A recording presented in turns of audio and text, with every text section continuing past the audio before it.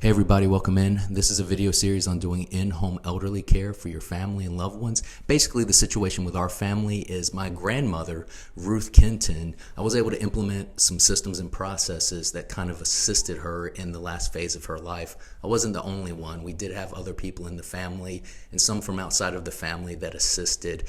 But I had a very heavy hand in on the process. So that's the point of these videos, just to share what we learned and to pass them on to others that might be useful. So basically, I want to start by introducing you to my grandparents. This is Ruth and John. They were married 60 years in Willow Spring, North Carolina, Fuquay-Varina, North Carolina, same area.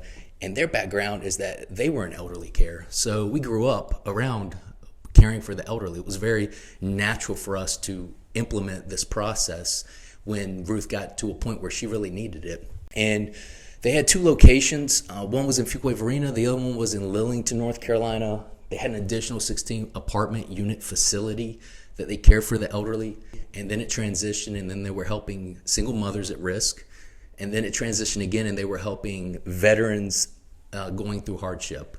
So they were just big community leaders, very involved their entire career, both personally and professionally, very invested. They loved America. They loved American values. They loved Fuquay.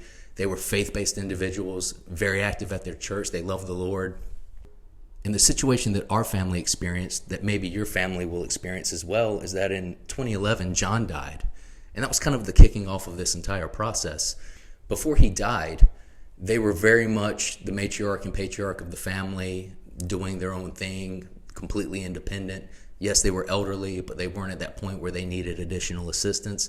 But when he died, and it was right around this time in 2010 that he went to the hospital. He had a stroke, came home one afternoon, had a stroke, and went to the hospital for about 3 weeks before he ultimately passed away.